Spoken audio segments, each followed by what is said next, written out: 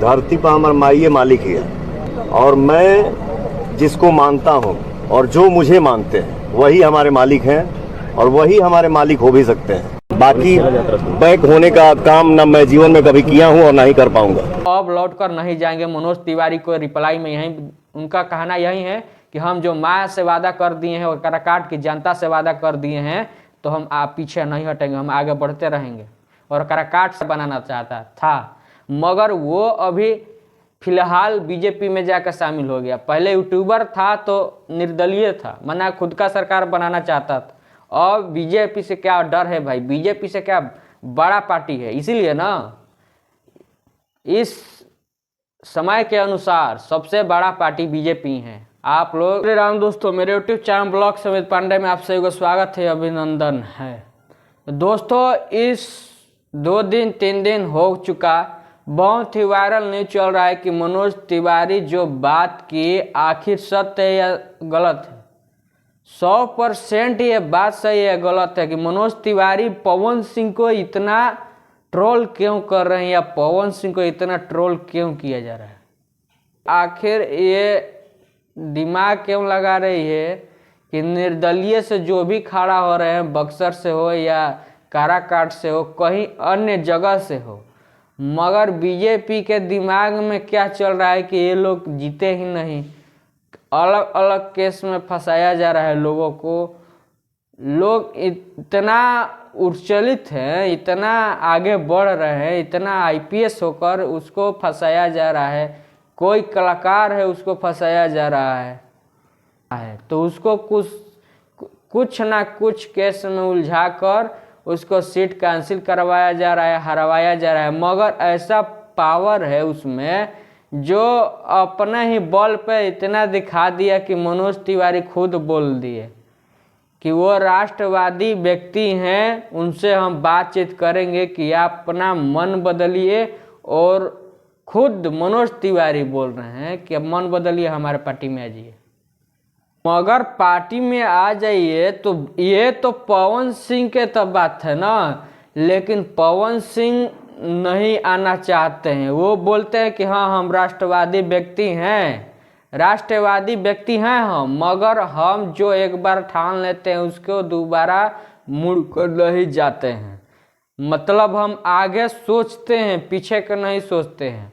वो एकदम बोल दिए मनोज तिवारी को, सीधा सीधा जवाब दे दिए मनोज तिवारी को कि हम एक बार जो ठान लें उसको पूरा करते हैं। हाँ, कुछ भी हो जाए हम बीजेपी में अब नहीं आएंगे, या कहीं और से टिकट मिले, कुछ भी हो। मान ली एक बार कोई नहीं दिया तो वो अपना खुद का पावर और खुद का सरकार बना सकता है। कोई भी निर्दलीय यही है कि अपना खुद का सरकार बनाओ। आपके पास पावर है तो खुद का सरकार आप बनाइए। 100% है, जीत हो या हार हो, मगर जनता आपको देगी वोट। जनता पे विश्वास है उनको, इसीलिए बोल रहे हैं कि हम काराकाट की जनता को हम छोड़ देते हैं। जो अपनी माँ से, हम माँ के अलावा किसी और से हम ज़्यादा भेदभाव नहीं करते हैं, ज़्यादा लगाव ही नहीं करते हैं, ज़्यादा हम सोचते भी नहीं हैं और ज़्यादा हम मानते भी नहीं हैं, और ज़्यादा किसी से हम पूछताछ करते भी नहीं हैं। 100% सत्य है कि वो अब दोबारा नहीं जाएंगे, वो काराकाट से ही लड़ेंगे। और ये भी बता दिए हैं पवन सिंह कि एक बार जो हम बोल देते हैं वो करके ही दिखाते हैं, और करके दिखा दिए। और आप लोग ज़रा ध्यान से देखिएगा, तिवारी को इतना बोलने के बाद पवन सिंह इतना रिप्लाई दे दिए कि मनोज तिवारी के उसके बाद मुंह चुप हो गया। उसके बाद मनीष कश्यप को धरे। मनीष कश्यप जो बीजेपी में आना नहीं चाहता था, वो खुद अपना ही सरकार बनाना चाहता था, मगर वो अभी फिलहाल बीजेपी में जाकर शामिल हो गया। पहले यूट्यूबर था तो निर्दलीय था, मना खुद का सरकार बनाना चाहता था।